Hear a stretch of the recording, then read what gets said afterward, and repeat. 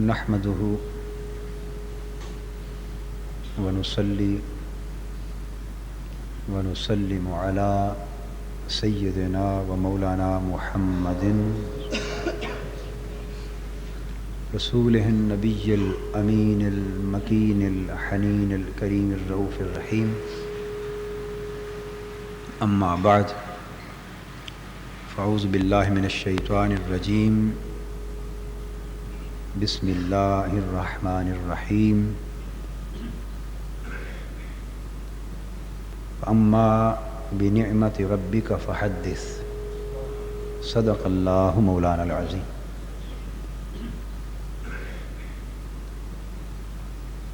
محترم مشائخ و علماء کرام، معزز خواتین و حضرات اور عزیزان گرامی قدر، بحمد اللہ تعالی آج ماہ ربیع الاول کا دوسرا جمعہ ہے۔ پچھلے جمعۃ المبارک میں میلاد النبی صلی اللہ تعالی علیہ وآلہ وسلم کو جشن کے طور پہ منانے کی ضرورت، اہمیت اور اس کی حکمت پر گفتگو کی تھی، اور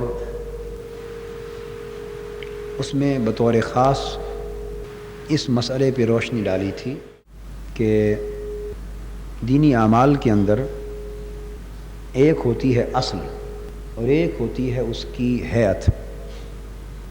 ہر عمل کی ایک اصل ہوتی ہے اور ایک اس کی ہیئت ہوتی ہے، جسے ہیئت قضائیہ کہتے ہیں۔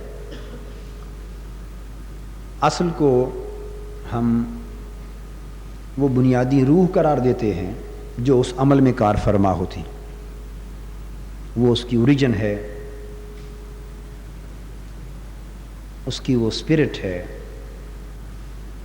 اس کا وہ بیسک کانسیپٹ ہے، بیسک کانسیپٹ، بنیادی تصور جس پر اس عمل کو وجود ملتا ہے۔ اور پھر ایک عمل کی ہیئت قضائیہ ہوتی ہے، وہ اس کی فارم، اس کی شکل۔ کبھی شریعت میں کسی عمل کے لیے صرف اصل بیان کر دی جاتی ہے، اس کی ہیئت نہیں دی جاتی۔ وہ امت مسلمہ پر، حالات کے تقاضوں پر، حالات کے تغیرات پر اہل علم، اہل فکر، علماء، حکماء امت کے جو ہیں ان کی ثوابدید پر چھوڑ دیا جاتا ہے۔ دائرہ متعین کر دیا جاتا ہے کہ یہ اس کے حدود ہیں، یہ حکم ہے، یہ مقصود ہے کہ یہ ہونا چاہیے، شکل کیا ہو یہ مختلف زمانوں پر چھوڑ دیا جاتا ہے ہیئت کو۔ کبھی ایسا ہوتا ہے کہ شریعت اصل کے ساتھ ساتھ اس کی ہیئت کو بھی متعین کر دیتی۔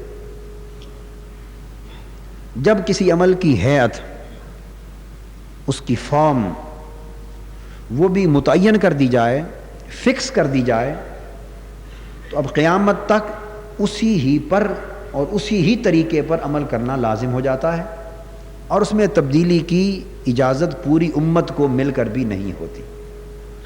اگر قرآن اور حدیث کسی ہیئت کو، فارم کو فکس کر دیں، متعین کر دیں، اب اس حالت اور شکل میں بھی تبدیلی نہیں اجازت ہوتی۔ مثلا نماز، فرمایا اقم الصلاۃ لذکری، اب میں دونوں کی وضاحت کر دوں۔ فرمایا اللہ کی نماز پڑھو لذکری، نماز ادا کرو، اللہ پاک نے فرمایا لوگوں نماز قائم کرو لذکری، کیوں؟ میری یاد کی خاطر۔ تو اللہ کی یاد اور اللہ کا ذکر یہ ہوا اصل، لذکری یہ کیا ہوا؟ اصل۔ اور الصلاۃ، نماز قائم کرو۔ صحابہ کرام نے پوچھا حضور کیف نصلی یا رسول اللہ، نماز کیسے پڑھیں؟ فرمایا صلو کما رأیتمونی اصلی، مجھے دیکھ لو جیسے میں ادا کرتا ہوں فرائض، واجبات، ارکان، سنن، مستحبات، بس جیسے میں کرتا ہوں تم بھی میری طرح کرتے چلے جاؤ، یہ نماز کی شکل بن جائے گی۔ تو حضور علیہ الصلوۃ والسلام نے اصل اور حیت دونوں کو متعین فرما دیا. سو اب کوئی شخص اس میں تبدیلی بولیے نہیں. میں ایک بنیادی چیز ہے پچھلی گفتگو کے تسلسل میں کہ میں آپ کے ذہن نشین کروا دینا چاہتا ہوں. اسی طرح مناسک حج ہیں. تو مناسک حج میں بنیادی بات کیا ہے؟ اللہ کے گھر کی حاضری ہے. وَلِلَّهِ عَلَى النَّاسِ حِجُّ الْبَيْتِ مَنِ اسْتَطَاعَ إِلَيْهِ سَبِيلًا. جس کے پاس استطاعت ہو وہ اللہ کے گھر کی زیارت کرے، آ کر اللہ کے گھر کا حج کرے. یہ اس کی اصل ہے. اور اس کی حیت میں بہت سے مناسک داخل ہو گئے. احرام باندھنا، طواف کرنا، 7 چکر لگانا، اس شکل میں لگانا، مقام ابراہیم پر نماز پڑھنا، صفا مروہ کی سعی کرنا، پھر اس کے بعد مینا جانا، پھر عرفات جانا، مزدلفہ جانا، پھر عرفات جانا، مینا آنا، قربانی دینا، الاذل کے آس. یہ اس کے مناسک ہو گئے. تو حضور علیہ الصلوۃ والسلام نے حج کی اصل کا بھی حکم دیا اور اس کی حیت کا بھی حکم دیا. فرمایا خذوا عنی مناسککم. حج کے جو مناسک اور طور طریقے ہیں وہ مجھ سے سیکھ لو، مجھ سے لے لو. تو بنیادی بات جو میں سمجھا رہا ہوں وہ یہ کہ جس عمل کی اصل اور حیت دونوں معین کر دی جائیں ان میں تبدیلی نہیں کی جا سکتی. بعض عمل ایسے ہوتے ہیں کہ جن کی اصل دے دی جاتی ہے اور حیت معین نہیں کی جاتی. اس کی مثال بھی احکام سے دیتا ہوں. مثلا مختلف جرائم ہیں، مختلف بعض جرائم ایسے ہیں جن پر سزا شریعت نے جرم قرار دے کر سزا بھی کہہ دی کہ اس پر سزا دی جائے، اور سزا کی حد، اس کی مقدار، اس کا طور طریقہ بھی معین کر دیا. بھئی یہ شراب پیے تو 80 کوڑے لگائے جائیں. تو شراب پر سزا دی جائے یہ اصل ہوئی. شرابی کو سزا دی جائے یہ حکم کیا ہوا؟ اصل. کتنی دی جائے؟ 80 کوڑے. یہ حیت ہو گئی. کوڑے کیسے ہوں؟ ہاتھ کہاں سے اٹھایا جائے، کندھوں سے اوپر نہ اٹھایا جائے، پیچھے سے دوڑ کے نہ آیا جائے جس طرح ماشاء اللہ کے کوڑے ہوتے ہیں. یہ شریعت کے کوڑے نہیں ہیں، ماشاء اللہ کے کوڑے. دوڑ کے آئے، ایک باقاعدہ پالا ہوا ہو مشٹنڈا اس مقصد کے لیے کہ وہ دوڑ کے آئے، پلا ہوا آ کے پوری ہمت کے ساتھ لگائے، یہ کوڑے حیت نہیں، بلکہ اس کی پوری تفصیلات وضع فرما دی. اتنے وزن کا کوڑا ہو، اس طرح نارمل طاقت سے نارمل ہاتھ اوپر اٹھا کر لگایا جائے وغیرہ وغیرہ. یہ نہیں تیل میں اس کو خوب ڈبو کے رکھا جائے.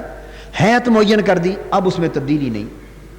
جو بدکاری کرے 100 کوڑے سزا ہے. جو شادی شدہ بدکاری کرے سنسار کرنا سزا ہے. تو آپ نے دیکھا کہ سزا اصل ہے اور اتنے کوڑے سنساری اس شکل میں کرنا یہ اس کی حیت، فارم ہے. تو اس کا جو بیسک کانسیپٹ ہے، اس کی اسپرٹ اور اس کی جو ایبسٹریکٹ آئیڈیا، جو اس کا آئیڈیا ہے وہ بھی دے دیا اور جو اس کی فارم ہے وہ بھی دے دی. اب دوسری شکل لے لیں، تعزیرات. جتنی شرعی سزائیں ہیں، کیا تعزیرات، ان کے لیے حکم دے دیا کہ یہ جرائم ہیں، ان پر سزا دی جائے. جرائم ہیں، ان پر سزا دی جائے، مگر کتنی سزا ہو، کس طریقے سے ہو، اس کو معین نہیں کیا. یہ ہر وقت کی اسلامی عدالت کی ثوابدید پہ چھوڑ دیا.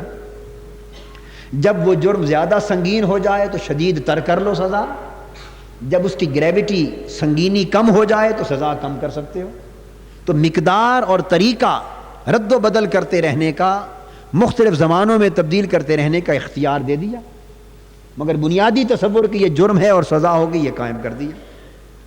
تو حد اور قصاص یہ وہ سزائیں ہیں جن کے اندر اصل اور حیت دونوں مقرر، اور تعزیر شریعت کی وہ سزا ہے جس کے لیے اصل معین ہے مگر حیت اور مقدار معین نہیں. فرمایا وَاہْجُرُوهُنَّ فِي الْمَضَاجِعِ فَاضْرِبُوهُنَّ، یہ سزا ہے مارنے کی مگر حیت مقرر نہیں کی. یہ حکم آیا کہ عورتوں کو گھروں کے اندر، بدکار عورتوں کی اگر ایسی صورت ثابت ہو جائے تو گھر کے اندر کنفائن کرنا، سزا دینا، قید کی سزا آ گئی. اور مختلف شکلیں. تو 10 کے قریب تعزیرات قرآن سے ثابت ہیں. 10 کے قریب. کتنی؟ تو ان کی حیت معین نہیں کی گئی، اصل دی گئی ہے. اسی طرح بہت سے احکام شریعت میں ایسے ہیں جن کے کرنے کا حکم دے دیا اور طریقہ آپ پر چھوڑ دیا. یہی حاکم کا انتخاب کرنا. فرما دیا لا اسلام الا بالجماع لا جماعت الا بالامارہ. اسلام کا وجود ہی نہیں ہے جب تک اجتماعیت نہ ہو، اور اجتماعیت کا وجود ہی قائم نہیں ہوتا جب تک کوئی حاکم نہ ہو. آپ سمجھ گئے نا بات؟ جب تک کوئی حاکم نہ ہو، امیر نہ ہو. اور فرما دیا کہ لا خلافت الا عن مشورہ. حدیث پاک، خلافت اور حکومت اسلامی وہ جائز ہی نہیں جس کی بنیاد رائے دہی پر نہ ہو. جو رائے دہی پر حکومت قائم نہ ہو وہ اسلامی حکومت نہیں. جو مشاورت پر جو حکومت قائم نہ ہو وہ اسلامی خلافت. تو اصل دے دی کہ حکومت اسلامی مشاورت پر قائم ہو، رائے دہی کے طریقے پر قائم ہو، مگر رائے کس طرح لی جائے معین نہیں کیا. یہ امت پر چھوڑ دیا. ووٹ ڈالے جائیں بیلٹ باکس میں یہ بھی جائز، ہاتھ کھڑے کیے جائیں یہ بھی جائز، کھل کے بیعت لی جائے یہ بھی جائز، ڈائریکٹ الیکشنز ہوں یہ بھی جائز، انڈائریکٹ الیکشنز ہوں یہ بھی جائز، پارلیمانی نظام کے لیے ہوں تب بھی جائز، صدارتی نظام کے لیے ہوں تب بھی جائز، یک ایوانی مقننہ بنے تب بھی جائز، دو ایوانی مقننہ بائی کیمرل لیجسلیچر بنے سینٹ اور نیشنل اسمبلی یہ بھی جائز. تو ہیئت یعنی شکلیں اوپن چھوڑ دیں، شکلیں اوپن چھوڑ دیں کہ جو زمانہ تقاضا کرتا چلے اس بنیادی اصول کو ذہن میں رکھ لیں، پھر آپ طریقے وضع کرتے چلے جائیں. تو سیدنا صدیق اکبر رضی اللہ تعالیٰ عنہ کا خلافت کا انتخاب ہوا، طریقہ اور تھا. سیدنا فاروق اعظم کا ہوا. ہیئت مشاورت کی اصل مشاورت کی روح قائم رہی مگر ہیئت بدل گئی، طریقہ اور تھا. سیدنا عثمان غنی کا وقت آیا، اصل مشاورت کی رائے دہی کی قائم رہی مگر طریقہ بدل گیا. عثمان غنی رضی اللہ تعالیٰ عنہ کے جنرل الیکشنز ہوئے، 3 دن جنرل الیکشن ہوتے رہے. مرد عورت بوڑھا جوان چھوٹا بڑا مسافر مقیم ہر ایک سے ووٹ، ہر ایک سے رائے طلب کی گئی. حضرت عبد الرحمن بن عوف چیف الیکشن کمشنر تھے اور کثرت رائے سے ان کا انتخاب ہوا. سیدنا عثمان غنی رضی اللہ تعالیٰ عنہ 3 دن الیکشن ہوا، ہیئت بدل گئی، ہیئت بدل گئی. سیدنا علی شیر خدا کا، تو اس میں عثمان غنی کا انتخاب پہلے ہوا اور پھر شورا بنائی گئی، پارلیمنٹ بنی. اب بات کو سمجھ گیا نا؟ ایک شورا تو تھی نا جو پہلے سے چلی آ رہی تھی، پھر توسیع ہوئی. تو عثمان غنی رضی اللہ تعالیٰ کا الیکشن ڈائریکٹ ہوا، بس جس طرح امریکہ کا الیکشن ہوتا ہے کہ براہ راست ہر شخص صدر کے انتخاب کے لیے ووٹ ڈالتا ہے. ہر شخص براہ راست چنتا ہے صدر کو، ہر شخص ووٹ ڈالتا ہے. ٹھیک ہے، آپ کو یاد ہوگا بیسک ڈیموکریسی کے زمانے میں کسی وقت محترمہ فاطمہ جناح اور ایوب خان کا الیکشن ہوا تھا، ڈائریکٹ ووٹ ڈالے گئے تھے. عثمان غنی رضی اللہ تعالیٰ عنہ کا الیکشن اس طریقے پر ہوا، اور سیدنا علی شیر خدا رضی اللہ تعالیٰ عنہ کا طریقہ الیکشن کا پارلیمانی طریقے پر ہوا. پہلے شورا بنی اور شورا نے حضرت علی کو منتخب کیا، یعنی پارلیمنٹ بنی اور اس نے منتخب کیا، طریقہ بدل گیا. آپ نے فرمایا کہ یہ امر شورا پارلیمنٹ کا ہے، تو پارلیمنٹ وجود میں آئی، اس نے اپنا سربراہ منتخب کر لیا. تو میں نے آپ کو بنیادی تصور یہ دیا. اور خلافت راشدہ کا عمل امت مسلمہ کے لیے واجب ہے. حضور نے فرمایا علیکم بسنتی و سنت الخلفاء الراشدین المہدیین، تم پر میری سنت واجب اور اسی طرح 4 خلفاء کی سنت بھی واجب. تو یہ امر شریعت ہوا نا. تو کیا اصل یہ تھی کہ مشورے سے حکومت بنے، آمرانہ طریقے سے نہ بنے، دھاندلی سے نہ بنے، ظلم سے نہ بنے، لوگوں کو رائے دہی سے محروم کر کے طاقت کے بل بوتے پر نہ بنے، رائے دہی اور مشاورت سے بنے. اصل قائم رہی، طریقے 4 کے بدلتے رہے. وقت نے جو تقاضا کیا اڈاپٹ کر لیا. اب بات کو سمجھ گیا نا؟ اسی طرح حضور نے فرمایا قرآن مجید کو لکھ لو، اصل موجود رہی. سے حضور کا زمانہ تھا، لوگ متفرق لکھتے تھے، کوئی پتوں پر لکھتا، کوئی تختی پر لکھتا، کوئی پتھر پہ لکھتا، کوئی کپڑے پہ لکھتا، مگر کتابی شکل میں جمع نہیں. سیدنا ابو بکر صدیق کا زمانہ آیا، کتابی شکل میں جمع کر دی، ہیئت بدل گئی، ہیئت بدل گئی. مگر سیدنا عثمان غنی کا زمانہ آیا، اس کی ترتیب و تدوین کا اور طریقہ اڈاپٹ کر لیا. قرآن وہی رہا بغیر تبدیلی کے، مگر حیت اس کی ترتیب و تدوین کی تبدیل کر دی۔ اعراب نہیں تھے پہلے، اعراب لگا دیے سیدنا علی شیر خدا نے، نقطے نہیں تھے، نقطے لگا دیے، غلاف نہیں چڑھتے تھے، پھر غلاف لگائے لانے لگے، حیت بدلتی رہی، سادہ لکھا جاتا تھا اب منقش لکھا جانے لگا، خوبصورت، اب تاج کمپنیاں نکل آئیں، اعلیٰ خوبصورت نسخے بنانے لگے۔ آپ سمجھ رہے ہیں نا بات؟ حیت بدلتی رہی، اصل قائم رہی کہ قرآن کو لکھا جائے، یاد کیا جائے۔ صحابی ایک ہی طرز پہ قرآن یاد کرتے تھے، قاری صاحب بیٹھے، اب قراءت سبع آ گئیں، نکلا سب کچھ اسی اصل میں سے، مگر وقت بدلنے کے ساتھ ساتھ قراءات پیدا ہوتی گئیں، سات طریقوں پر قرآن پڑھے جانے لگے۔ کبھی ابو بکر، عمر، عثمان و علی سے بھی قراءت سبع سنی۔ یہ لحن، یہ انداز، یہ اسلوب جس طرح آپ سنتے ہیں، یہ صحابہ کرام اس طریقے سے پڑھتے تھے قرآن؟ بولیے، نہیں پڑھتے تھے۔ حیاتیں بعد میں آئیں، پڑھنے کے کئی طریقے آ گئے، مگر اصل کہ قرآن کو خوبصورت طریقے سے پڑھو وہ قائم رہا۔ اس طرح آپ کی رہائشیں ہیں، مسجد کی تعمیر ہے، علوم ہیں، فنون ہیں، نظام زندگی کے ہزاروں معاملات ایسے ہیں جن میں اصل دے دی گئی کہ ایسا کرو یا ایسا نہ کرو، مگر حیاتیں بعد میں وضع ہوتی گئیں۔ تو دوستو، جس عمل کا تعلق، اب میں اصول سمجھا دوں، جس عمل کا تعلق حالات کے ساتھ بنتا ہو اس کی حیت شریعت متعین نہیں کرتی، اسے امت کی ثوابدید پر چھوڑ دیتی،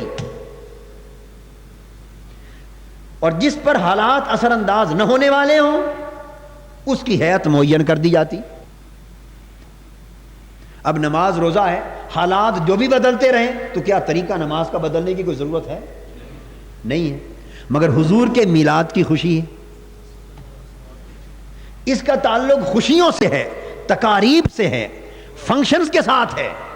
ہر دور کے فنکشن منانے کے طریقے جدا جدا، تقریب منعقد کرنے کے طریقے جدا جدا، اس کی حیت 1400 سال پہلے کے سادہ طریقے کے مطابق معین کر دی جاتی، تو اوروں کی خوشیاں ہر دور کے تقاضوں کے مطابق اعلیٰ سے اعلیٰ منائی جاتی، اور مصطفیٰ کی ولادت کی خوشی سادہ طریقے سے منائی جاتی تو بڑا ظلم ہوتا۔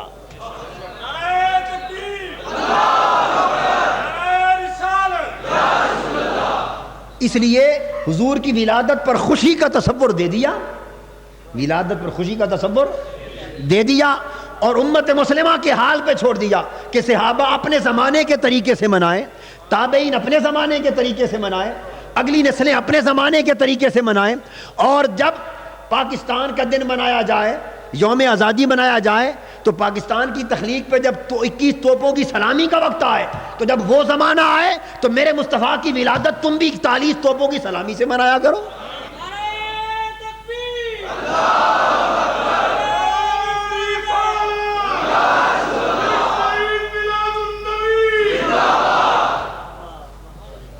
یعنی آپ لوگ ولیمے کرتے ہیں، ولیمہ تو شرعی چیز ہے نا، ساری شادیوں کی ناجائز تقریبات کو چھوڑ دیں، ولیمہ تو کرتے ہیں کہ نہیں دھوم دھام سے؟ کبھی اسی طرح دھوم دھام سے صحابہ نے ولیمے تو نہیں کیے، حالانکہ ولیمہ ہے عمل سنت، ہر عمل سنت، مگر اسی حیت پر پابندی کرنے والوں کو چاہیے کہ وہ آج بھی ولیمہ اسی طرح روکھی کھجوروں کا کیا کریں، اسی طرح روکھے جو کے کھانے کا کیا کریں۔ آپ بات کو سمجھ رہے ہیں نا؟ تو پھر مگر آج ولیمہ ہے سنت، مگر اس سنت کو اتنا پھیلا کے کیا جاتا ہے اس لیے کہ منع نہیں ہے۔ تو جب ہم اپنی خوشیوں کی باری آئے تو سب کچھ لوٹا دیں، اور آقائے دو جہاں کی ولادت کی خوشی آئے تو کیوں نہ سب کچھ لوٹائیں، چراغاں کیوں نہ ہو، جھنڈیاں کیوں نہ لگے، فضائیں معطر کیوں نہ کی جائیں، عجب سما کیوں نہ پیدا کیے جائیں، توپوں کی سلامی کیوں نہ ہو، پرچم کشائی کیوں نہ ہو، زرق برس لباس کیوں نہ پہنے جائیں، مبارک بادیاں کیوں نہ ہوں، مجلسیں محفلیں کیوں نہ ہوں، اور پورا ملک دلہن کی طرح سجا ہوا نظر کیوں نہ آئے۔ یہ طریقہ ہے خوشی منانے کا، شریعت نے پابندی نہیں لگائی، ان حیاتوں کو زمانوں پر چھوڑ دیا ہے۔ اب بات کو سمجھ گئے؟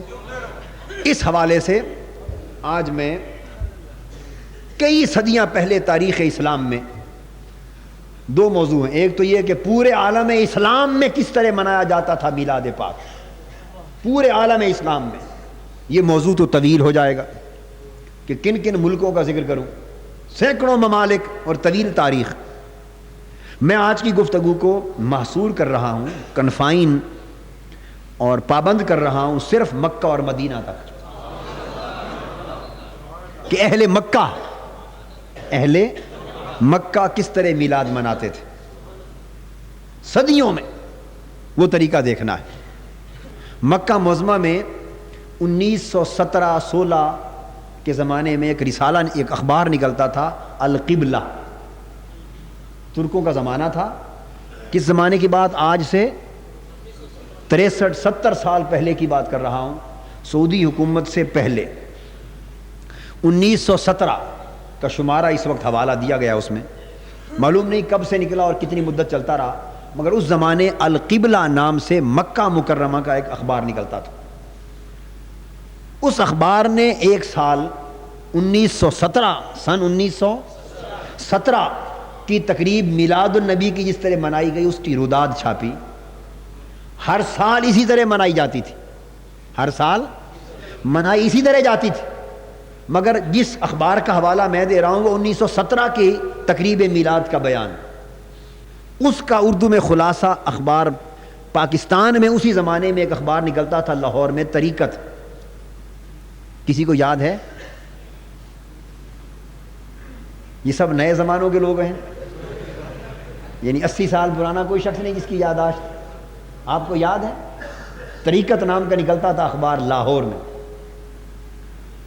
تو 1917 جنوری اور مارچ کے 2 شمارے لاہور کے اخبار طریقت کے، اس کے صفوں نے اس مکہ معظمہ کے اخبار القبلہ کا ترجمہ اور خلاصہ شائع کیا۔ تو میں یہ عرض کر رہا تھا کہ مکہ معظمہ میں اسی طرح مدینہ طیبہ اور دنیا کے تمام ممالک میں، مگر میں گفتگو کو حرمین شریفین پر بالعموم مگر بطور خاص مکہ معظمہ پر کنسنٹریٹ کر رہا ہوں، مرکوز کر رہا ہوں۔ پورے عالم اسلام میں ائمہ کرام، محدثین، علماء، متکلمین فرماتے ہیں کہ ماہ ربیع الاول کا آغاز ہوتا صدیوں سے، اور یہ سلطان صلاح الدین ایوبی سے بھی بہت اوپر تاریخ چلی جاتی، بلکہ سلطان صلاح الدین ایوبی اسلامی تاریخ کے ان چند سلاطین اور بادشاہوں میں سے ہیں جن کا نام میلاد النبی کے جشن منانے میں تاریخ کے اندر سر فہرست آتا ہے۔ چند وہ سلاطین اور عمراء اور بادشاہ کہ جن کا نام سرکاری سطح پر میلاد النبی کے جشن مناتا تو ہر کوئی تھا، ہر بادشاہ، ہر خلیفہ، ہر حکمران، ہر سلطان مناتا تھا، مگر وہ جو بہت آگے بڑھ گئے اس محبت میں اور حضور کی ولادت کی خوشی میں، اور جنہوں نے کمال کر دیا جشن میلاد منانے میں، ان میں سے ایک سلطان صلاح الدین ایوبی، پھر جس نے حضور کے میلاد کی خوشی اس طرح منائی، دیکھیے اللہ نے ان کو کس طرح زندہ جاوید بنا دیا۔ اور بھی کئی سلطان ہوئے، مگر صلاح الدین ایوبی جیسا نام ہے کسی کا؟ بولیے۔ صلیبی جنگیں جیتنے کا صحرا بھی اللہ نے انہی کے سر رکھا، اور کیا بعید ہے کہ یہ اسی میلاد کی خوشی کی برکت کہ اللہ پاک جب خوش ہوتا ہے اپنے بندے کے کسی عمل سے، اس کو اور نعمتیں عطا کر دیتا ہے، عزتیں عطا کر دیتا ہے۔ اور بہت سارے سلاطین، عمراء، مشائخ، فقہا، حنفی، مالکی، شافعی، حنبلی، تمام دنیا کے مذاہب دینی اپنے اپنے رنگ میں عالم اسلام کے ہر گوشے میں میلاد مناتے۔ اسی طرح صدیوں پر محیط تاریخ مکہ معظمہ کی اور مدینہ پاک کی۔ چند ایک نمونے عرض کرنا چاہتا ہوں۔ محدث ابن جوزی بیان کرتے ہیں المیلاد النبوی، یہ تحقیق کر کے ہم نے حوالہ جات جمع کر دیے ہیں جو منہاج القرآن کے مجلہ میں چھپے ہیں، اب میری جو کتاب ہے اس میں یہ ریپیٹ ہو رہے ہیں۔ اس کے صفحہ 58 پر فرماتے ہیں کہ اہل مکہ و مدینہ، اہل مصر، یمن، شام، تمام عالم اسلام شرق سے غرب تک ہمیشہ حضور علیہ السلام کے میلاد پاک کو بڑی دھوم دھام سے مناتا تھا۔ محافل میلاد منعقد ہوتی تھی اور سب میں بڑھ چڑھ کر حضور کی ولادت کے تذکرے کیے جاتے تھے، میلاد کے تذکرے کیے جاتے کہ کس طرح حضرت آمنہ کی گود میں وہ نور آیا اور کس طرح حضرت حلیمہ سعدیہ لینے کے لیے آئیں۔ آپ ذکر کرتے ہیں نا کہ وہ داچی پر آئیں، کمزور داچی تھی، حضور بیٹھے تو بھاگنے لگی، یہی میلاد کے تذکرے ہیں نا اس طرح نور ہی نور چمکا، شام کے محلات روشن ہو گئے. تو یہ آپ کی محفلوں کی ایجاد نہیں ہے، یہ صدیوں سے پورے عالم اسلام میں حضور کی ولادت کے تذکرے اس طرح دھوم دھام سے بیان ہوتے تھے، اور اس کے اندر بڑی روحانی کامیابی، فرحت اور عظیم قلبی سکون پاتے تھے. تو مکہ اور مدینہ کا ہمیشہ کا معمول تھا. محدث ابن جوزی بیان فرماتے ہیں، یہ بہت بڑے محدث اور امام ہو گزرے. اس طرح امام سخاوی سبل الہدا کا حوالہ ہے، اس میں فرماتے ہیں کہ تمام اطراف و اکناف میں، پوری دنیا اسلام میں حضور علیہ السلام کی ولادت باسعادت کا ماہ ربیع الاول کا طلوع ہوتا تو ہر طرف چاند کے چڑھتے ہی حضور کے میلاد کی محفلیں عالم اسلام میں شروع ہو جاتی. دوستو میں اس تاریخ کو اس لیے دہرانا چاہتا ہوں کہ آپ پچھلے زمانوں کی طرف پلٹ جائیں، پچھلے زمانوں کی طرف، یعنی دنیاوی ذرائع، وسائط، اسباب، علم، فن، ترقی میں آگے سے آگے بڑھیں، آگے سے آگے بڑھیں، اور عقائد اور محبت اور اعمال میں پیچھے سے پیچھے جائیں. یہ مسلمان کی کامیابی کا راز ہے. علم اور ہنر میں جتنا آگے ہو سکے بڑھے، اور عقیدہ اور عمل میں جتنا پچھلے زمانے میں جا سکے جائے. عقیدہ اور عمل وہ جو پیچھے تھا، اور علوم و فنون اور ترقی وہ جس طرح جدید ذرائع آلات آتے جائیں وہ آگے سے آگے بڑھیں. دینی علم سے قطع نظر، دینی علم کی بات تو میں کر چکا نا.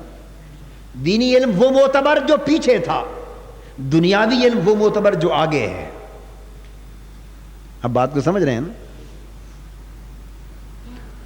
میرے والد صاحب قبلہ رحمۃ اللہ علیہ مجھے تعلیم اور تربیت کے دوران کبھی کبھی فرماتے، ایک مثال دیتے، شراب کہن در جام نو. وہ فرماتے کہ بیٹا پیالے زمانے کے ساتھ ساتھ بدلتے رہیں، بدلتے رہنے چاہیے. کبھی پرانے مٹی کے پیالے، کبھی نئی چینی کے پیالے، کبھی اور خوبصورت پیالے، کبھی نفیس پیالے، کبھی منقش پیالے. یعنی پیالے زمانے کے ساتھ ساتھ بدلتے رہیں، کوئی حرج نہیں، اچھی بات ہے، مگر شراب وہی پرانی رہے. شراب نشہ وہی پرانا رہے. اگر وہ بدل گئی تو نشہ بدل جائے گا. تو شراب پرانی رہے، پیالے نئے رہیں. تو میں یہ عرض کر رہا تھا کہ دیکھنا یہ ہے کہ تاریخ اسلام کی گزشتہ صدیاں کیا رنگ پیش کرتی ہیں. فرماتے ہیں امام سخاوی رحمۃ اللہ علیہ کہ بڑی بڑی خوشیوں کے ساتھ محفلوں کا انعقاد ہوتا، اور پورا مہینہ ربیع الاول کا راتیں، اس پورے مہینے کی ہر رات کثرت سے اہل اسلام صدقہ اور خیرات کرتے. ہر رات مہینہ کا مہینہ دیگیں پکتی. اب تو آپ 12 ربیع الاول کو پکاتے ہیں نا، اگر پکانے کی توفیق نصیب ہو، مگر وہ سارا مہینہ حضور کے لیے صدقہ خیرات کرتے، کثرت سے اعمال کرتے، اور بے شمار محافل کا انعقاد ہوتا، اور ہر محفل میں میلاد پاک کے تذکرے ہوتے. اسی طرح امام جلال الدین سیوطی رحمۃ اللہ علیہ نے حسن المقصد فی عمل المولد اور الحاوی للفتاوی وغیرہ میں تفصیل کے ساتھ بیان کی کہ اہل ایمان کے لیے حضور کی ولادت کی خوشیاں منانا، جشن منانا، محفلیں منعقد کرنا ایمان کی لذت، سکون اور تقویت کا باعث ہوتا تھا، اور پورے عالم اسلام کا یہ معمول تھا. شارح بخاری امام قسطلانی رحمۃ اللہ علیہ المواہب اللدنیہ میں فرماتے، امام قسطلانی، یہ جن بزرگوں کے ریفرنس دے رہا ہوں یہ 800 سال پہلے کے ہیں، آج سے 700-800 سال پہلے کے بزرگ اور محدثین ہیں، اور وہ بیان کرتے ہیں کہ یہ معمول اہل اسلام کا چلا رہا ہے، خدا جانے کب سے چلا رہا ہے.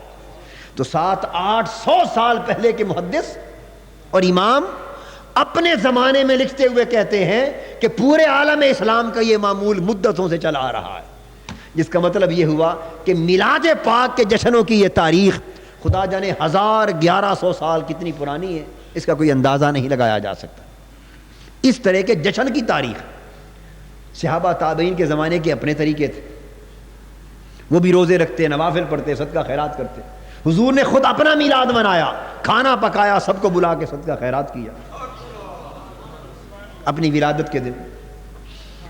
تو امام قسطلانی فرماتے ہیں کہ ربیع الاول کا مہینہ حضور کی ولادت کا مہینہ تھا، سارے اہل اسلام محفل میلاد کا انعقاد کرتے چلے آئے ہیں مدتوں سے، اس زمانے میں بیان فرما رہے ہیں۔ اور ربیع الاول کی ہر رات میں صدقہ خیرات ہوتا ہے، اچھے اعمال کثرت سے کیے جاتے ہیں۔ امام قسطلانی اپنے زمانے کی بات کر رہے اور فرماتے ہیں کہ یہ معمول پیچھے سے چلا آ رہا ہے۔ ان محافل میلاد میں حضور کی ولادت کا تذکرہ ہوتا ہے، اللہ تعالیٰ کی خصوصی رحمتوں کا نزول ہوتا ہے۔ اور فرماتے ہیں امام قسطلانی اس زمانے میں کہ حضور کی محفل میلاد گھر کے اندر، شہر کے اندر برکتوں کے لیے مجرب ہے۔ تو جہاں محفل میلاد کثرت سے کی جائے اللہ پاک برکتیں عطا کرتا ہے، بے برکتی اٹھا دیتا ہے، بیماریاں اٹھا دیتا ہے، قحط اٹھا دیتا ہے، بلائیں اٹھا دیتا ہے، مگر شرط یہ ہے کہ کثرت کے ساتھ حاکم اور محکوم ہر کوئی محفل میلاد کو کرے۔ فرماتے ہیں بڑا مجرب ہے۔ اور اگر یہ معمول کثیر تعداد میں، چونکہ اس زمانے میں سلاطین بھی کرتے، امراء بھی کرتے، عوام بھی کرتے، علماء بھی کرتے، تو اگر یہ معمول ملک بھر میں پوری قوم کا ہو جائے تو فرماتے ہیں کہ اس میلاد کی برکت سے سارا سال بھی امن کے ساتھ گزرتا ہے۔ تو وہ اعتقاد اور محبت کے ساتھ ایسا کرتے تھے، اس کا نتیجہ بھی دیکھتے تھے، اس کا نتیجہ بھی دیکھتے تھے۔ مگر اب تو عوام کو تو چلو پھر بھی کچھ خیال ہے، مگر حکام کو، سلاطین کو، امراء کو، حکمرانوں کو تو توجہ ہی نہیں ہے اس طرف۔ اور علماء ہیں وہ لوگوں کو کہتے ضرور ہیں کہ محفل میلاد کریں، پر اپنے گھر میں کبھی کسی نے نہیں کروائی۔ عرب ممالک میں تو آج بھی ہوتی، مدینہ طیبہ میں ہوتی ہیں، مصر میں آج کثرت کے ساتھ میلاد النبی کی محفلیں ہوتی ہیں، کویت میں ہوتی ہیں، شام میں ہوتی ہیں، سوڈان میں ہوتی ہیں، دنیا کے اسلامی ممالک میں آج بھی ہوتی ہیں۔ ابھی قاری صاحب نے چٹ لکھ کر دی ہے کہ مصر میں آج بھی محافل میلاد بڑی دھوم دھام سے ہوتی، اور بھی ممالک میں ہوتی۔ میلاد النبی صلی اللہ علیہ وسلم کے نام سے اس کو مولد النبی کہتے ہیں۔ تو فرماتے ہیں کہ اللہ تعالیٰ اس آدمی پر اپنا بڑا احسان اور فضل کرتا ہے جو میلاد النبی بڑی خوشی اور دھوم دھام کے ساتھ مناتا ہے۔ امام قسطلانی فرماتے ہیں، اور حتیٰ کہ اس وقت بھی فرماتے ہیں بعض لوگوں کو میلاد النبی کی دھوم دھام جشن منانے سے تکلیف ہوتی تھی۔ امام قسطلانی فرماتے ہیں بڑی قلیل افراد، ہر طرح کی طبیعت کے لوگ ہر دور میں موجود ہوتے، مگر اہل اسلام اور پوری امت مسلمہ کا معمول یہ تھا۔ اب علامہ ابن تیمیہ بیان کرتے، اگلی ریفرنس دے رہا ہوں، اقتضاء الصراط المستقیم میں حوالہ ہے۔ علامہ ابن تیمیہ بڑے روشن خیال، جدید فکر کے حامل علماء میں سے، وہ فرماتے ہیں کہ میلاد النبی صلی اللہ علیہ وآلہ وسلم کا معمول حضور علیہ السلام کی محبت اور تعظیم کی خاطر سراسر اجر، ثواب اور برکت کا باعث۔ اسی طرح امام ابن حجر مکی رحمۃ اللہ علیہ، یہ ملا علی قاری رحمۃ اللہ علیہ کے استاذ، فرماتے ہیں کہ میلاد پاک اور ذکر کی محفلیں ہمارے ہاں ہر طرف منعقد ہوتی صدیوں پہلے، اور یہ ساری محفلیں اکثر خیر ہی پر مشتمل ہوتی، ان میں صدقات و خیرات کیا جاتا ہے، ذکر الہی کی محفلیں ہوتی ہیں، اور حضور علیہ السلام کی بارگاہ میں درود و سلام پیش کیا جاتا ہے۔ ملا علی قاری رحمۃ اللہ علیہ وہ بیان کرتے ہیں کہ تمام اسلامی ممالک کے علماء اور مشائخ محفل میلاد کی اس قدر تعظیم اور قدر کرتے ہیں پورے عالم اسلام میں کہ کوئی بھی شخص اس میں شرکت سے انکار نہیں کرتا۔ اپنے زمانے کی بات بتا رہے ہیں، اور ان کی شرکت سے مقصد اس پاک محفل میلاد سے برکت کو حاصل کرنا ہوتا، ہر شخص برکت کے حصول کے لیے اس میں آتا۔ امام جمال الدین قطانی رحمۃ اللہ علیہ سبل الہدا میں ہے یہ حوالہ، وہ بھی فرماتے ہیں کہ پورے عالم اسلام میں حضور کے میلاد پاک کی محفلیں، مجلسیں، جشن دھوم دھام سے منائے جاتے، اور حضور علیہ الصلوۃ والسلام کے اس اتباع کو، اس عمل کی اتباع کو ذریعہ نجات کہ حضور کی آمد پر خوشی کا اظہار کرنا، اس سے انسان جہنم کے عذاب سے محفوظ ہو جاتا۔ لہذا جتنی اللہ نے جس کو توفیق دی ہے اسے چاہیے کہ میلاد پاک کے موقع پہ بڑھ چڑھ کے خرچ کرے۔ اب شیخ عبدالحق محدث دہلوی رحمۃ اللہ علیہ کا نام تو سنا ہے آپ نے، وہ ما ثابت من السنہ کتاب ہے، یعنی کیا کچھ حدیث اور سنت سے ثابت، اس پر انہوں نے کتاب لکھی۔ سال کے 12 مہینوں کا تذکرہ کیا ہے کہ 12 مہینوں میں کون کون سا عمل سنت سے ثابت۔ تو شیخ محقق یہ وہ بزرگ ہیں کہ برِ صغیر پاک و ہند کے تمام مکاتب فکر کے علماء کی حدیث کی سند انہی سے شروع ہوتی، خواب کوئی اہل حدیث کہلائے، کوئی بریلوی کہلائے، کوئی دیوبندی کہلائے، جو کچھ کہلاتا پھرے، حدیث کی سند ہر ایک کی شیخ عبدالحق محدث دہلوی پہ شروع ہوتی۔ وہ سب کے امام و پیشوا ہے۔ وہ فرماتے ہیں کہ ربیع الاول کے مہینے میں محافل میلاد کا کثرت سے انعقاد پورے عالم اسلام کا معمول ہے، سارے عالم اسلام کا معمول رہا ہے اور ہمیشہ سے معمول رہا ہے۔ یہ الفاظ ہمیشہ سے۔ ان راتوں میں لوگ مسلمان صدقہ خیرات کثرت سے کرتے ہیں اور حضور علیہ السلام کی محفلوں میں ولادت باسعادت کا ذکر بڑے شوق اور محبت سے کرتے ہیں۔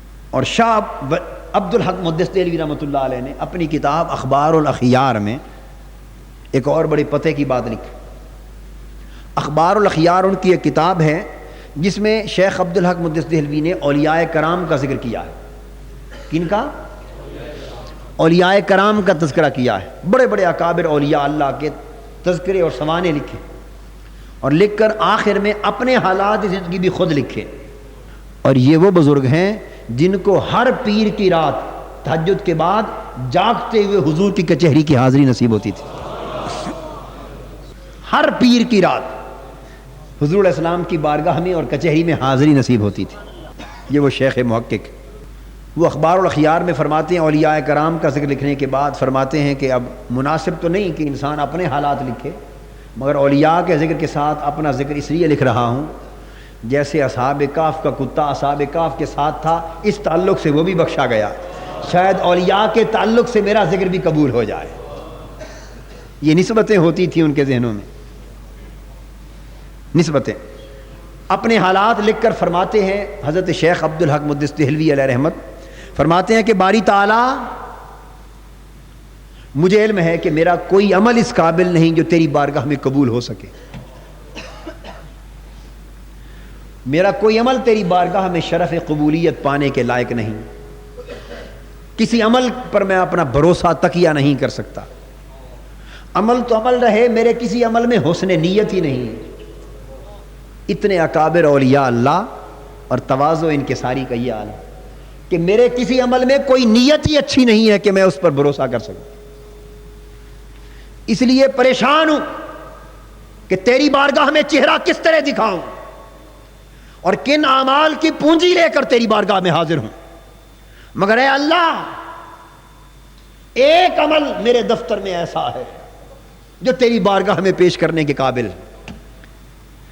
جس عمل پر بھروسہ ہے، تکیہ ہے، اعتماد ہے اور اس عمل پر امید لگی ہوئی کہ جب تیری بارگاہ میں وہ عمل پیش ہوگا تو کبھی رد نہیں کیا جائے گا، تو اس عمل کو قبول فرما لے گا۔ اور تنہا وہ عمل عبدالحق کی پوری زندگی میں میرے اللہ یہ ہے کہ جب ربیع الاول آتا ہے تو تیرے محبوب کی محفل میلاد میں شریک ہوتا ہوں اور کھڑے ہو کر تیرے محبوب پر سلام پڑھتا ہوں۔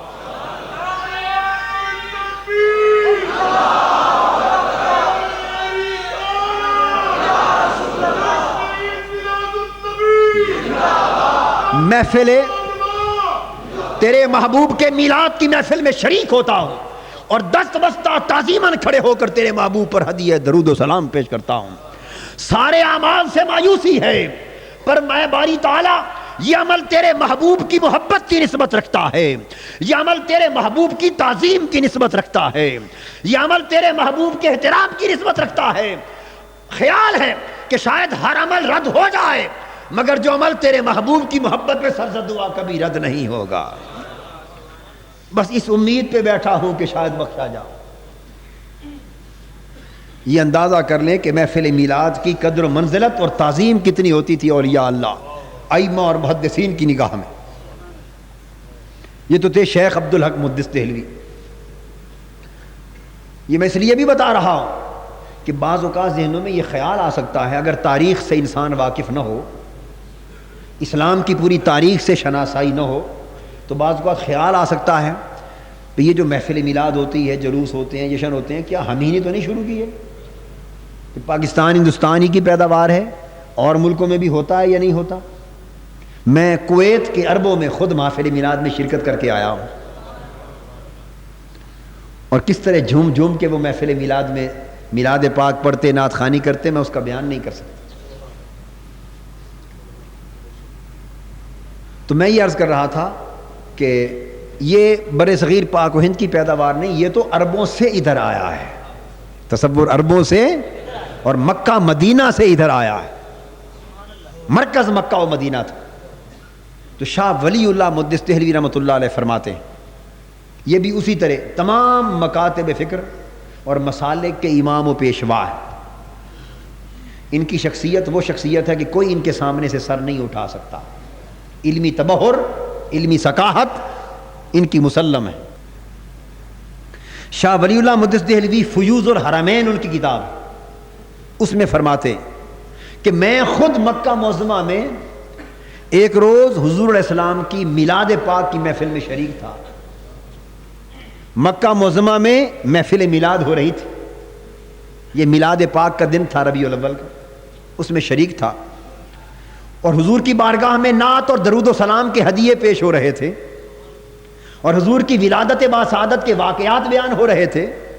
فرماتے ہیں اچانک میں نے دیکھا کہ پوری کی پوری محفل کو ایک نور نے اپنے دامن میں لپیٹ لیا، نور چھا گیا، ہر طرف انوار و تجلیات کا نزول ہو گیا، اور اتنا چمکدار نور آ کے محفل کو اس نے اس پر اپنے پر ڈال دیے، گویا کہ میں اس نور کی چمک دمک کی وجہ سے یہ بھی خیال اب نہیں رکھ سکا کہ آیا میں نے وہ کشف میں دیکھا یا ننگی آنکھوں کے ساتھ دیکھا۔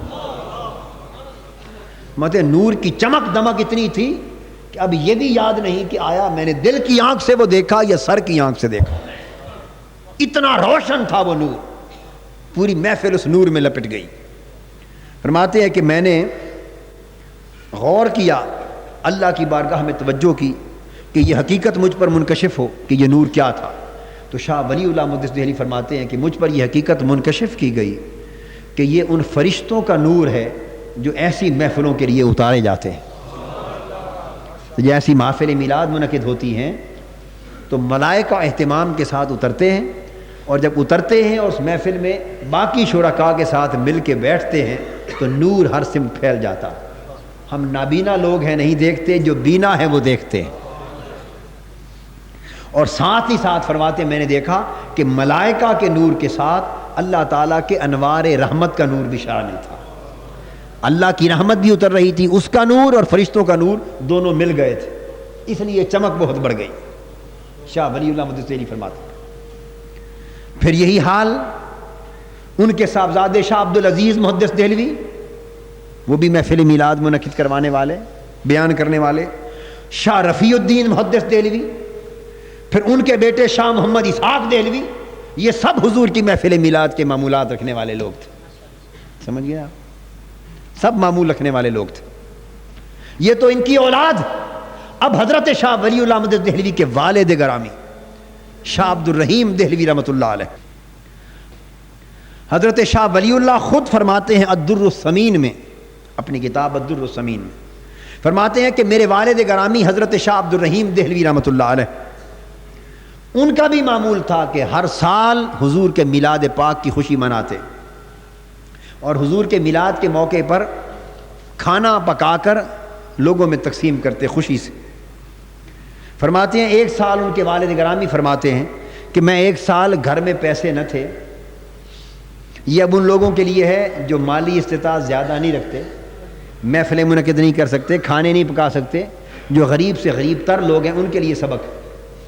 فرماتے ہیں ایک سال ایسا بھی آیا کہ گھر میں پیسے نہ تھے کہ کھانے پکا کے تقسیم کر سکوں، سو میں نے کیا کیا، جو کچھ پیسے تھے چنے لے لیے، چنے، اور وہی حضور کی ولادت کی خوشی میں تقسیم کر دیے، چنے تقسیم کر دیے۔ اب ہے کوئی غریب جو چنے تقسیم کرنے کی بھی طاقت نہ رکھے؟ بولیے کوئی ہے؟ اس کا مطلب یہ ہو کہ خواہ چنے بھی تقسیم کرنے پڑے، کوئی شخص حضور کی ولادت میں خوشی منائے بغیر نہ رہے، صدقہ خیرات کریں، کچھ نہ کچھ پکائیں، تقسیم کریں، خوشیاں منائیں خواہ چنے کی حد تک ہی کیوں نہ کر سکیں. تو شاہ عبد الرحیم محدث دہلوی فرماتے ہیں کہ میں نے تقسیم کر دی ہے. اور یہ وہ شاہ عبد الرحیم ہے، ضمناً تعارف کر دوں، یہ فتاوی عالمگیری جب لکھا گیا کیا تو 500 کے قریب علماء کا بورڈ بنا. عالمگیر کے زمانے میں 500 علماء کا بورڈ بنا اور فتاوی عالمگیری مرتب ہوا، اور اس دور کے چوٹی کے 500 علماء کے سربراہ شاہ عبد الرحیم دہلوی تھے. اندازہ فرماتے میں نے چنے تقسیم کر دیے حضور کی ولادت کی خوشی میں، مگر دل پر بوجھ تھا کہ میں حق ادا نہیں کر سکا، اچھا نہیں ہوا. دل پر بوجھ رہا کہ حضور کیا فرمائیں گے کہ میری ولادت پر یہی خوشی تھی کہ چنے بانٹے. طبیعت تھی نا، دل پر بوجھ رہا. فرماتے ہیں رات اس بوجھ کے ساتھ میں سویا، میرے آقا تشریف لے آئے صلی اللہ علیہ وسلم. خواب میں زیارت ہوئی، حضور تشریف فرما ہے اور آقا کے سامنے وہی چنے پڑے ہوئے ہیں اور دیکھ کر مسکرا رہے ہیں، خوش ہو رہے ہیں اور تاثر دے رہے ہیں. شاہ عبد الرحیم ہم مرغوں کو یا چنوں کو، میں آپ اپنی بات سمجھا رہا ہوں، مرغے اور چنے کا فرق نہیں دیکھتے، ہم تو دل کی خوشی کو دیکھتے ہیں کہ غلام نے کس خوشی سے عمل کیا ہے. تو یہ بھی قبول ہیں. تو جو آقا سے اس طرح محبت رکھتے اور خوشی مناتے ہیں، پھر معلوم ہے آقا کس طرح خیال کرتے ہیں کہ یہ شاہ عبد الرحیم رحمۃ اللہ علیہ بیمار ہو گئے. ان کے جو سسر تھے وہ ان کا نام بھی شاہ عبد العزیز تھا. بیماری کی حالت میں ان کے سسر حضرت شاہ عبد العزیز دہلوی آئے اور آ کے فرمایا بیٹا عبد الرحیم. یہ انفاس العارفین میں شاہ ولی اللہ محدث دہلوی نے لکھا ہے. فرمایا بیٹا عبد الرحیم اپنی چارپائی کا رخ بدل لو، جس طرف تمہارے پاؤں ہیں ادھر سے تاجدار کائنات تمہاری عیادت کے لیے آ رہے ہیں، عیادت کے لیے تشریف لا رہے ہیں. تو دوستو جو حضور کے عشق و محبت میں فنا ہو جاتے ہیں اور حضور کی ولادت کی خوشی میں سب کچھ لٹانے والے ہوتے ہیں اور محبت اور اتباع میں فنا ہو جاتے ہیں اور ایسا تعلق اور واسطہ آقا کی ذات سے استوار کر لیتے ہیں، پھر حضور اتنا خیال رکھتے ہیں کہ بیمار بھی ہو تو عیادت فرماتے ہیں. اتنا خیال رکھتے ہیں اور بہت سوں کی عیادت کے لیے حضور تشریف لائے اور بہت سوں کو تعزیت کے لیے حضور تشریف لائے. یہ ایک طویل داستان ہے، اس کا ذکر ہو تو خدا جانے کتنے عشاق اس امت کے سر فہرست نظر آئیں. آقا کرم فرماتے ہیں، فوراً اٹھ کے چارپائی کی پائنتی کا رخ بدل لیا. آقا تشریف لائے، عیادت کی، پوچھا بیٹے عبد الرحیم اب کیا حال ہے؟ قربان جائیں ایسی بیماری پر، اور ایسی بیماری لاکھ بار ہو جس میں آقا آ کے مزاج پوچھ لے. 100 بار ایسی بیماری پلٹ کر آئے جس میں یار آ کے طبیعت کا حال پوچھ لے. لاکھ صحتوں پر ایسی بیماری مقدم. حضور نے پوچھا کیا حال ہے؟ عرض کیا حضور ابھی بخار ہے، تکلیف ہے. اب حضور آ گئے ہیں، سب ٹھیک ہو جائے گا. شاہ عبد الرحیم فرماتے ہیں میرے دل میں آرزو ہوئی کہ حضور تشریف لائے ہیں، کاش ایسا ہوتا کہ اپنی ریش مبارک کے 2 بال ہی دے جاتے، منہ مبارک. مگر دل میں خواہش ہوئی، زبان سے عرض نہ کر سکا. اور آقا تو غلاموں کے دلوں کی آرزو بھی جانتے ہیں. ادھر خواہش ہوئی، انہوں نے ریش مبارک پر ہاتھ پھیرا، 2 بال آئے اور عطا فرما دیے. عبد الرحیم لے لو. فرماتے ہیں پھر خیال آیا کہ خواب کی ملاقات نہ ہو، کہیں ایسا نہ ہو، غنودگی تھی نا کہ ایسا نہ ہو کہ آنکھ کھلے تو بال نہ ہوں. آقا فرمانے کہ بیٹے عبد الرحیم نہیں، خواب میں نہیں، جاگتے ہوئے دے جا رہے ہیں، بیداری میں دے جا رہے ہیں. فرماتے جب غشی دور ہوئی تو دیکھا تو تکیے کے نیچے حضور کے 2 بال پڑے ہیں، منہ مبارک. شاہ ولی اللہ محدث دہلوی فرماتے ہیں کہ ہمارے گھر میں آج تک وہ بال، پیر کے دن ہم ان کو صندوق سے کھولتے ہیں، باہر نکالتے ہیں، بالکل دھوپ ہو تو بال نکالتے ہی بادل سایہ کر لیتے ہیں. اور جب بالوں پر درود پڑا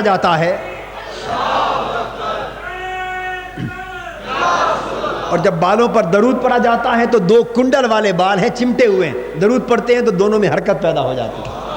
تو بال بھی زندہ ہیں، آقا کے بال بھی زندہ ہیں، حرکت پیدا ہو جاتی ہے. اور فرماتے ہیں کہ روز کچھ لوگ آئے، ان میں سے 1-2 آدمی ایسے بھی تھے جن کا جسم پلید تھا، پاک نہ تھا، باوضو اور باطہارت نہ تھا. وہ زیارت کے لیے آئے، ہم چابی لگاتے رہے، اس صندوق کا تالا ہی نہ کھلا، بڑی کوشش کی، تالا نہ کھلا. والد صاحب نے فرمایا کہ لگتا ہے کہ تم میں سے کچھ لوگ پاک نہیں، جاؤ پھر پاک ہو کر آؤ. وہ پاکیزہ حالت میں پلٹ کر آئے، تالا کھولا تو کھل گیا، بال نکالے، دھوپ تھی، بادلوں نے آ کے سایہ کر لیا، غیر مسلموں نے یہ معجزے دیکھ کے اسلام قبول کر لیا۔ یہ حضور کا ایسا کرم ہو جاتا ہے۔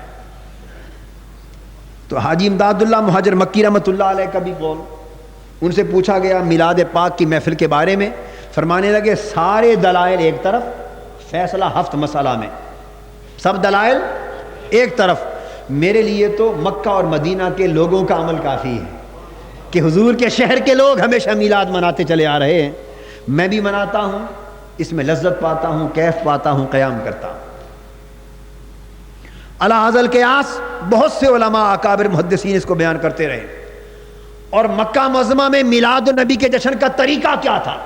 آخری بات، شیخ قطب الدین الحنفی اپنی کتاب میں الاعلام باعلام بیت الحرام اس میں بیان فرماتے ہیں، اور جمال الدین محمد بن جار اللہ وہ الجامع اللطیف میں بیان فرماتے ہیں، اور ابھی جو میں نے اخبار مکہ معظمہ کا القبلہ کا حوالہ دیا، ان تمام چیزوں کو سامنے رکھ کر خلاصتاً عرض کرتا ہوں کہ مکہ معظمہ میں میلاد النبی کا جشن کس طرح منایا جاتا تھا، صدیوں پہلے سے لے کر خدا جانے 1000 سال کی بات ہے یا 1100 سال کی بات، اور اس صدی 1917 تک کا حوالہ تو موجود ہے۔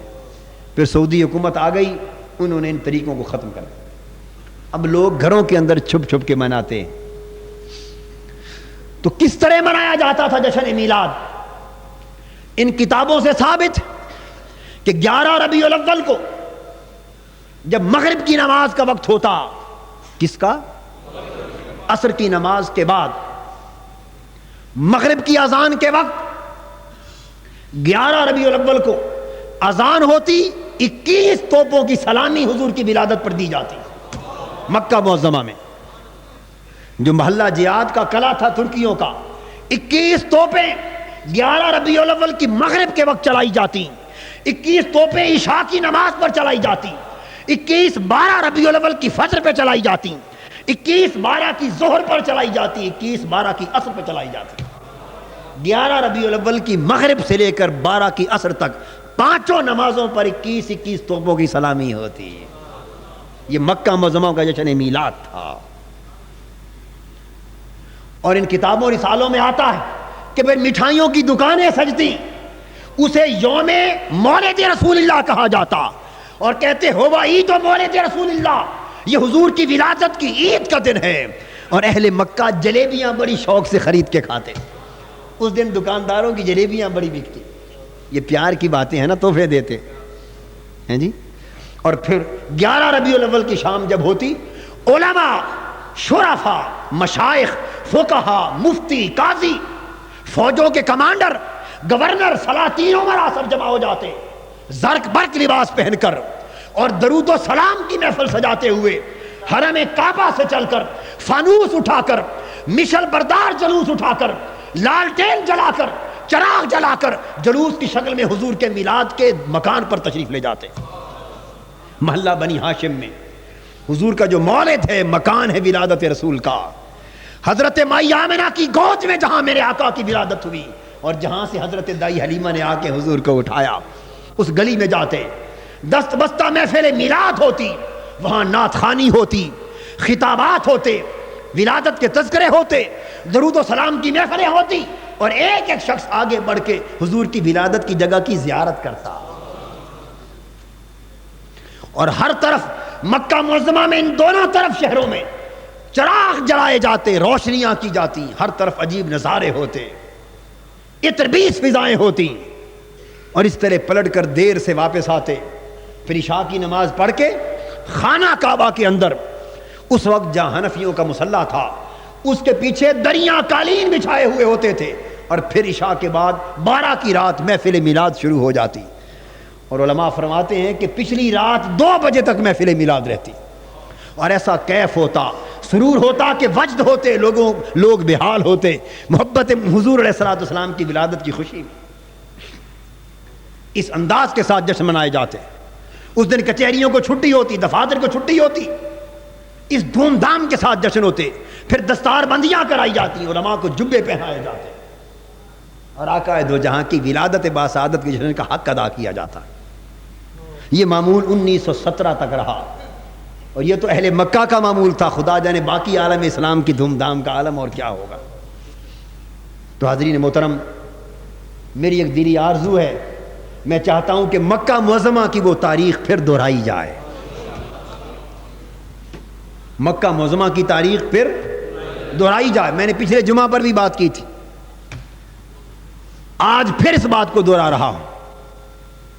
اگر اللہ پاک توفیق دے تو ہماری حکومتیں، اور اگر ساری حکومتیں مرکزی وفاقی نہ صحیح تو کم سے کم حکومت پنجاب، کہ اس کا تو حق بنتا ہے کہ اور کچھ نہ صحیح تو وہ حضور کے میلاد کا جشن اس سال اس دھوم دھام سے شروع کرے۔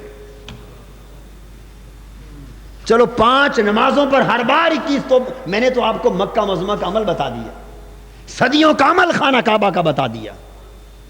چلو 2 دن اگر 21 توپوں کی سلامی ہر نماز پہ نہ صحیح، چاہیے تو یہ کہ کم سے کم ایسا میلاد کی رات سے شروع ہو اگلے دن پہ جا کے ختم، کم سے کم ایسا تو ہو کہ 12 ربیع الاول کی صبح پرچم کشائی کی جائے۔ میں آپ کو طریقہ بتا رہا ہوں،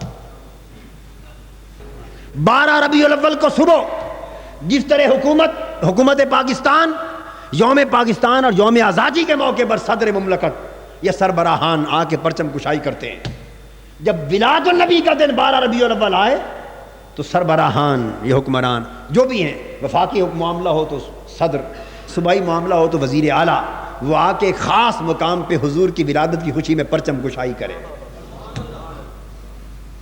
پرچم کشائی کرے، پتہ چلے کہ اصل تو پرچم لہرانے کا دن آج ہے۔ ہائے ہائے، ارے باقی دنوں پرچم لہرائے تو ہم نے ان پرچموں کے لہرانے کو کیا کرنا، ہمیں تو ایک آنکھ نہیں باتیں وہ پرچم جو حضور کی خوشی پہ نہ لہرائے، ہمیں باقی خوشیوں سے کیا کرنا۔ پرچم کشائی ہو، پھر 41 توپوں کی سلامی ہو، پھر علماء، تمام مسالک اور مکاتب فکر کے علماء، چاروں مسالک، ایک 2 چوٹی کے علماء، ان کو بلایا ہو، ان کی دستار بندی ہو، ان کو جبے پہنائے جائیں، شوکت اسلام کا مظاہرہ، اتحاد امت کا بھی مظاہرہ ہوگا، اس دھوم دھام کے ساتھ تقریبات کا آغاز ہو، اور اس رات اتنا چراغاں کیا جائے کہ اتنا پاکستان کے 364 دن جو سال کے ہیں کسی ایک رات بھی پاکستان میں اتنا چراغاں نہ ہوتا ہو جتنا میلاد النبی کی رات کیا جائے، تاکہ یہ سرزمین پاکستان کے بسنے والے حضور کے امتی، ہم حق تو ادا نہیں کر سکتے مگر امت مسلمہ کے سامنے نمونہ تو پیش کریں کہ یہ صدیوں کی اسلام کی تاریخ دہرائی جا رہی ہے۔ اگر اس عمل کو شروع کر دیا جائے، میں نہیں بتا سکتا کہ اللہ پاک راضی ہو کے کتنی برکتیں ہمیں عطا فرما دے گا۔ وما علینا الا البلاغ۔ شیخ الاسلام ڈاکٹر محمد طاہر القادری کے آفیشیل یوٹیوب چینل کو سبسکرائب کریں اور بیل آئیکن کلک کریں۔